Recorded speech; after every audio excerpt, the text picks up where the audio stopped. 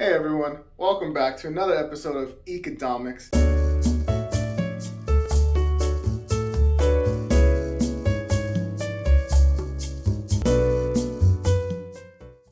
Today we're going to go over what I consider to be the financial freedom money equation.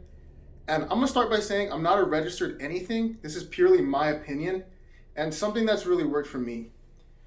And the equation is pretty simple. It's going to be income minus taxes minus savings minus expenses equals your usable income.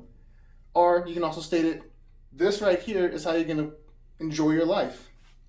So for an example today, I have my friend. Before COVID, he was making $6,000 a month. So let's just take some taxes. We'll say 15% in taxes, $900. He didn't save anything, and I know that because we talked about it.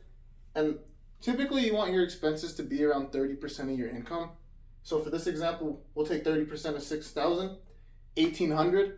If you look at that on a yearly basis, that means he had an extra $39,600 left over that he used, and he did not do anything with his savings. That was looking like $3,300 a month. So let's look at it in a year perspective.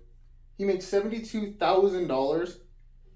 Paid about $10,800 in taxes. He could have saved 20% of his income at $14,400 and then still had paid his expenses, that's just this times 12, $21,600 to be left with $25,200 to enjoy in the year.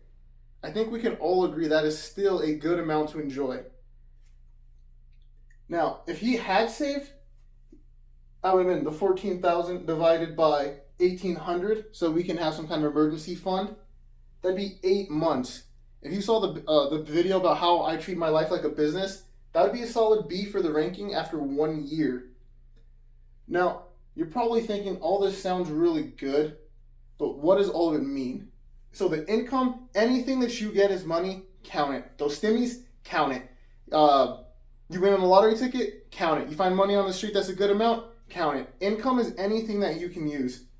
Taxes, for the most part, taxes are non-negotiable. Uncle Sam's going to take his cut, but you can do tax credits and things like that, but that's beyond this video right now. Just know that taxes are going to be, nature of the beast as far as income goes. Savings and expenses go hand in hand. The reason that is because if you are still working on your credit, you're going to get a higher interest rate on your necessary expenses. That's going to be things like your car, your house, or maybe something like a boat if you'd care for that. And the way you're going to counteract the high interest rate is by having savings.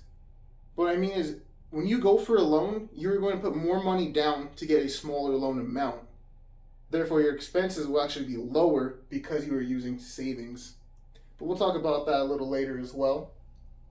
And at the end of all that, what you have is the money that you're really going to value your life with. This is the fun money. This is the guilt-free money. This is you can do anything you want with it as long as you have these set up. So you're probably saying, that sounds like a lot of money for my friend here. And it was. At $25,200, if he worked full-time just to get that, he's making $12.60 an hour. I think that's the state minimum wage, or a little over state minimum wage. But since he didn't save, we know that he was at $39,600. So that divided by the 2,000 hours of a full-time work, that's $19.80 an hour. That's really good.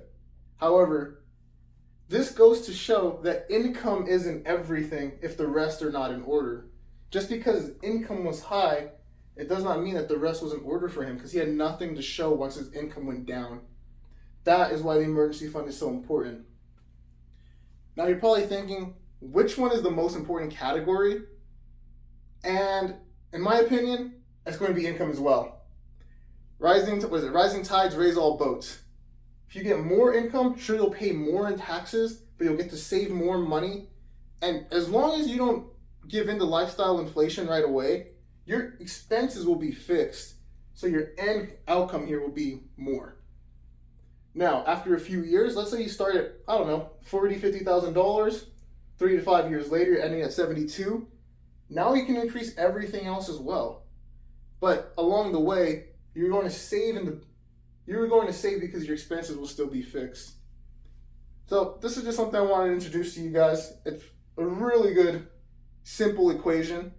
And for the month of April, we actually have a subscription goal. I would like to hit 100 subscribers by May 1st. Let's get it done. For everyone who's already subscribed, thank you. And also tell your friends. And let's get it going, guys. Like, comment, subscribe. Talk to you next time.